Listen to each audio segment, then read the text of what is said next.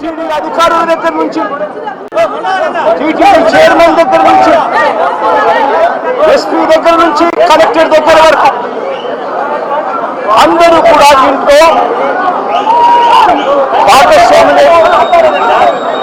చంద్రబాబు నాయుడు గారికి తెలుసు 10వ తారీఖున వైకుంఠ ఏకాదశి అని చెప్పి ఆయన ప్రోగ్రాం కుటుంబంలో పెట్టుకుంటాడు. 6వ తారీఖు, 7వ తారీఖు, 8వ తారీఖు పొద్దున 8వ తారీఖు దాకా తాను ఇక్కడే ఉంటాడు. ఆయన కుటుంబంలో ఉన్నాడు అని చెప్పి మొత్తం పోలీస్ డిపార్ట్మెంట్ ఈ జిల్లానే కాకుండా అందరూ కూడా చంద్రబాబు నాయుడు గారిని ప్రసన్నం చేసుకునే దానికోసం పోతారు. 6వ తారీఖు, 7వ తారీఖు, 8వ తారీఖు మధ్యాహ్నం దాకా చంద్రబాబు నాయుడు గారు ఇక్కడే ఉంటారు. చంద్రబాబు నాయుడు గారు మధ్యాహ్నం 8వ తారీఖు మధ్యాహ్నం దాని ఇక్కడి నుంచి బయలుదేరిపోతారు. 8వ తారీఖు రాత్రి 8:30 గంటలకు టికెట్లు ఇచ్చే కార్యక్రమం జరిగేటప్పుడు ఈ ఘటన జరుగుతుంది. నిజంగా పోలీసులందరూ కూడా చేయాల్సింది ఏమిటి?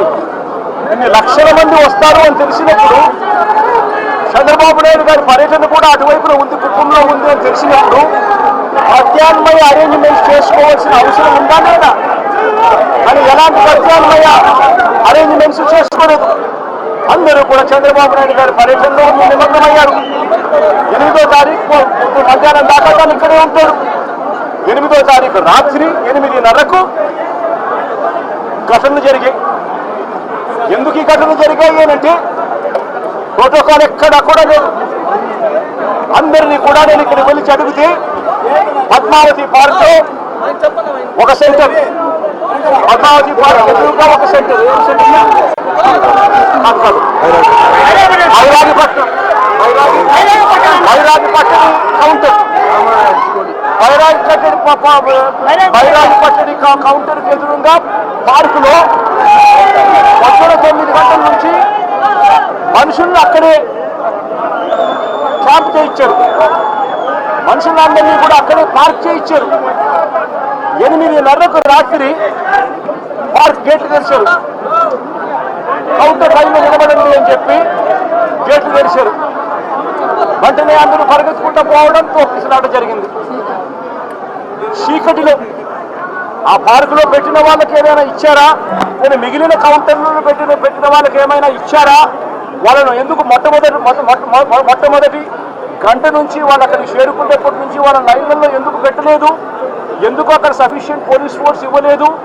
అక్కడ ఉన్న వాళ్ళ లైన్లో మొదటి నుంచి పెట్టడం మొదలుపెట్టి ఉంటే, అన్ని సెంటర్లలో కూడా పెట్టి ఉంటే ఈ ఘటన జరిగి ఉండేది కాదు. ఎక్కడా కూడా అలా చేయాల.